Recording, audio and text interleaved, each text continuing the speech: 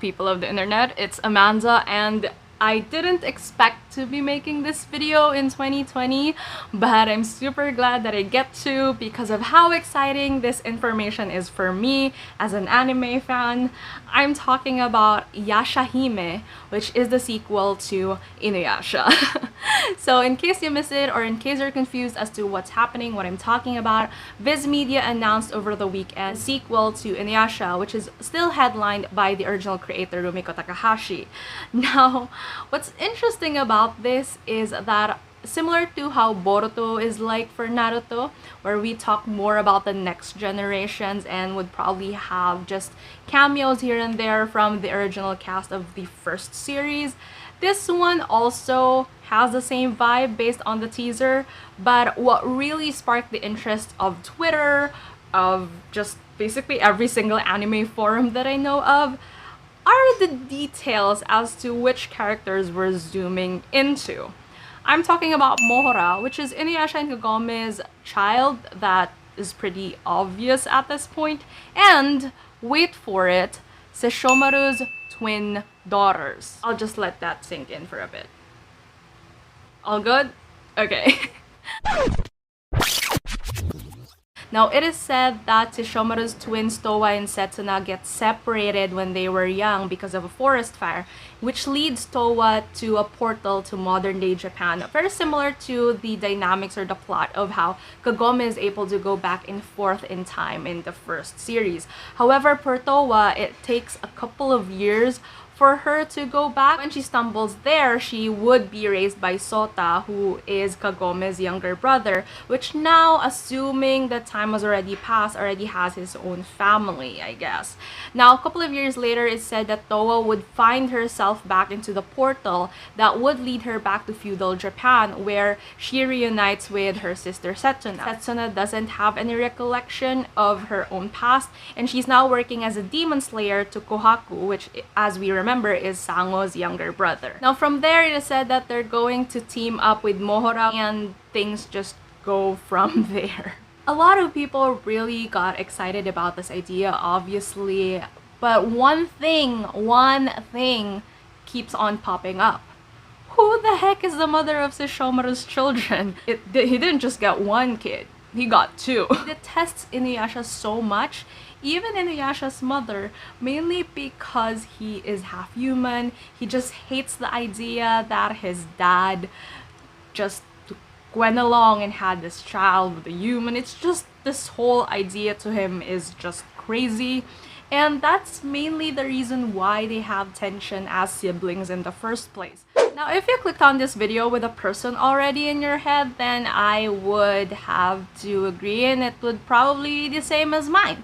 Rin. Before we dive deep into that, I would just want to say that's such a controversial topic, but obviously given the situation that he's never really shown compassion or any sort of like interest or even a level of affection opposite sex besides two women, or should I say a girl and a demon woman, Kagura being the latter, the obvious candidate for this is definitely Rin. One of the issues that a lot of people see in this particular setup, or saw way back when, is the age gap, obviously. So Sesshomaru, according to my research, is 500 years old in demon years, but when we look back into his human years, he is said to be just 19 years old. Very similar to how Inuyasha is when it comes to aging. So when he met Kagome, she's 15 years old, and by the time that the series concluded, she's 18 years old, and they seem to be on a very, Inuyasha and Kagome seem to be in a very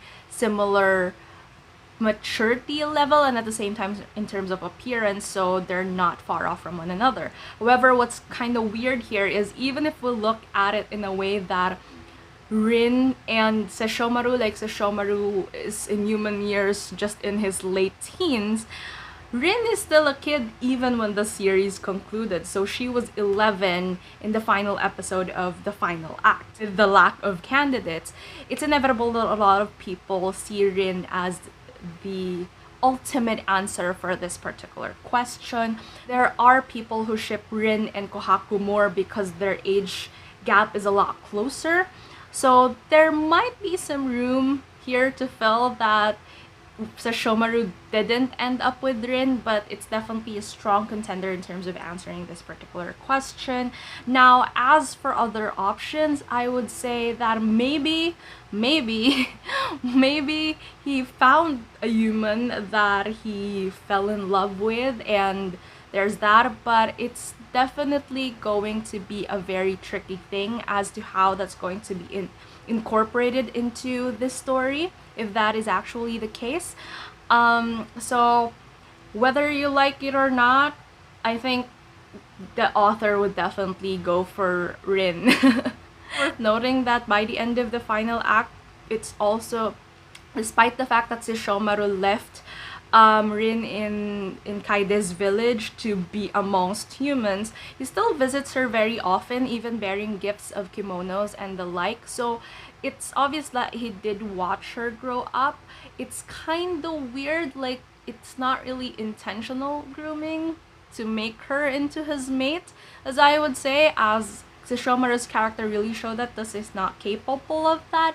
But if they were to develop feelings for each other, I mean, it's definitely the ideal situation, at least plot-wise, instead of creating a whole new love interest for Sesshomaru just for the intents and purposes of this particular sequel.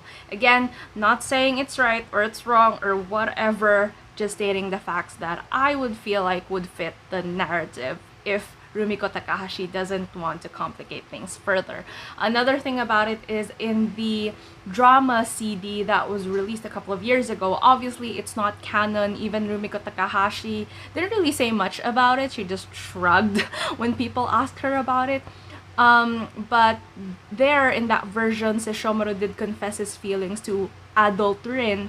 But then again, it's not canon. It's just that a lot of fans also acknowledge the material as well. So there's a lot of evidence pointing to Rin, and yeah, but we can still open our curiosity or imagination to another love interest if it would be developed that way. Now, with that said, before I conclude this entire video, I would just want to put in a couple more of my guesses as to what the plot or the narrative is going to be like.